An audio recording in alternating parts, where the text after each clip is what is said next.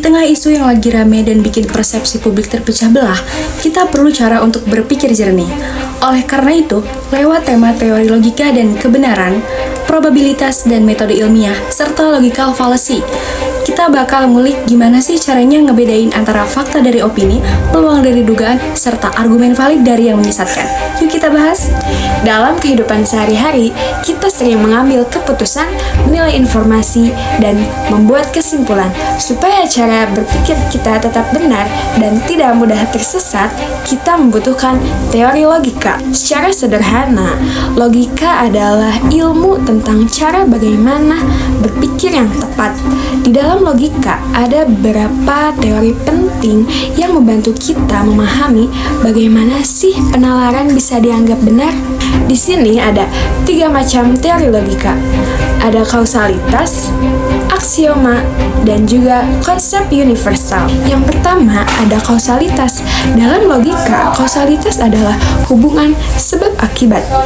Di media sosial, isu politik sering dipelintir dengan membuat seolah-olah ada hubungan sebab akibat, padahal itu tidak ada.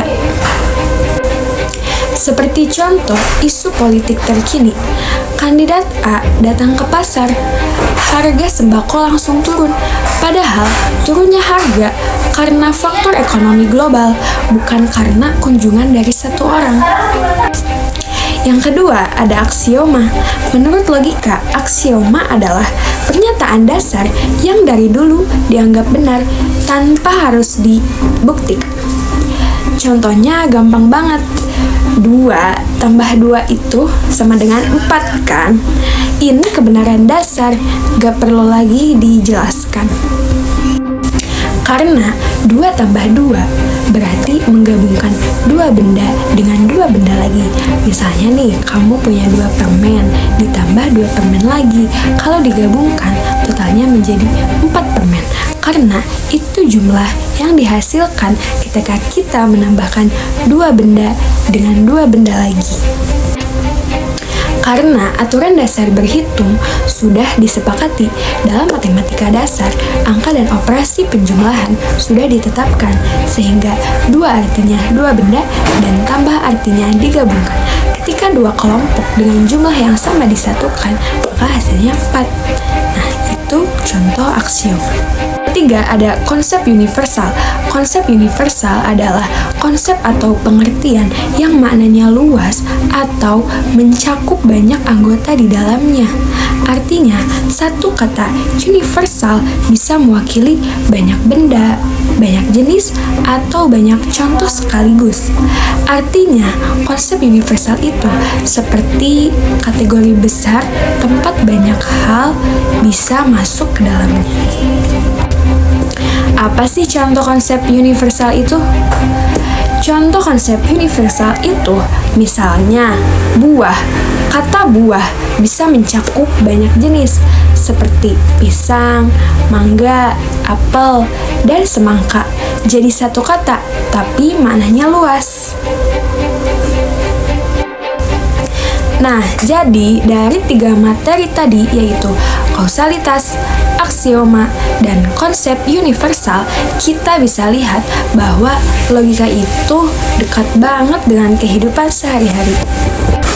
Kausalitas membantu kita memahami hubungan sebab dan akibat, aksioma memberi kita dasar kebenaran yang pasti, dan konsep universal membuat kita lebih mudah mengelompokkan berbagai hal.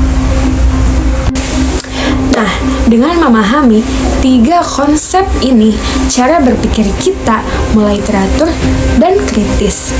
Sekarang kita bisa lanjut ke materi selanjutnya. Nah, aku bakal ngebahas tentang probabilitas dan metode ilmiah. Yuk kita bahas satu-satu. Teman-teman, ada yang tahu gak sih apa itu probabilitas? Jadi, probabilitas adalah peluang atau kemungkinan terjadinya suatu peristiwa. Tujuannya adalah untuk membantu kita menilai seberapa besar kita harus percaya kepada peristiwa ataupun informasi yang terjadi berdasarkan fakta ataupun nyata. Karena dalam kehidupan sehari-hari, kita jarang sekali memiliki 100% kepastian, yang ada hanyalah peluang. Seperti contohnya, tidak bisa memastikan apakah hari ini atau besok hujan, tetapi kita bisa menilai peluangnya. Sepertinya kita bisa melihat di BMKG. Probabilitas dibagi lagi menjadi 3. Yang pertama, probabilitas teoritis, probabilitas empiris, dan yang terakhir, probabilitas subjektif. Yuk kita bahas. Probabilitas teoritis. Probabilitas teoritis adalah peluang yang dinilai berdasarkan kemungkinan murni. Seperti contohnya, dadu memiliki 6 sisi. Jadi, peluang munculnya angka 6 adalah dari angka 1 sampai 6. Karena semua sisi memiliki kesempatan yang sama. Probabilitas subjektif. Probabilitas subjektif berasal dari penilaian pribadi, pengalaman seseorang, serta insting seseorang. Seperti contohnya, sore ini pasti bakal macet dikarenakan jam pulang kantor. Padahal itu tidak didukung data, tetapi sudah menjadi kebiasaan atau perasaan. Probabilitas empiris. Probabilitas empiris berasal dari data yang sudah pernah terjadi. Seperti contohnya, jika dalam 100 hari terakhir terjadi hujan 60 hari, maka peluang berdasarkan pengalamannya adalah 60%. Probabilitas ini tidak dihitung dalam teori, melainkan benar-benar apa yang sudah terjadi. Kita bakal ngebahas tentang metode ilmiah. Jadi, metode ilmiah adalah cara sistematis untuk mencari kebenaran melalui langkah-langkah yang teratur. Logical fallacy adalah bentuk argumentasi yang tampak benar tetapi sebenarnya mengandung kekeliruan. Logical fallacy ada 2 jenis loh, ada yang formal dan informal. Yuk kita bahas. Nah, di sini ada contoh kekeliruan formal. Yang pertama ada kekeliruan karena proses tidak benar. Seperti contoh, terong adalah sayuran. Tomat adalah terong. Tomat bukan sayuran. Yang kedua, ada kekeliruan karena tidak konsisten. Seperti contoh, aku tidak suka buah pisang, tetapi aku suka banget sama molen. Yang ketiga, ada kekeliruan dalam bentuk disjunction. Aku cuma punya 2 pilihan hidup nih, jadi dokter atau gagal dalam hidup. Karena aku tidak jadi dokter, berarti hidupku gagal. Padahal pilihan hidup itu tidak cuma itu. Selanjutnya, ada kekeliruan informal. Yang pertama, kekeliruan karena terlalu memaksakan praduga. Seperti contohnya, rumah makan itu sepi, pasti diguna-guna. Padahal, rumah makan itu sepi bisa jadi karena harganya terlalu mahal, makanannya yang kurang enak, ataupun tempatnya yang kurang strategis. Yang kedua, kekeliruan karena berganti dasar. Seperti contohnya, dia tidak membalas chatku, pasti dia tidak sayang lagi padaku. Padahal, bisa jadi dia sedang tidak membuka HP. Dan yang terakhir, ada kekeliruan yang alasannya terlalu sederhana. Seperti contohnya, dia sakit karena kehujanan.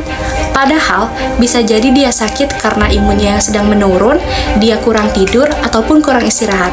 Kekeliruan dalam penggunaan bahasa. Yang pertama, ada kekeliruan dalam pembagian. Seperti contohnya, UIN itu terkenal dengan Universitas Islam, maka semua mahasiswa-mahasiswinya Islami. Tidak semua mahasiswa-mahasiswi memiliki kualitas yang sama.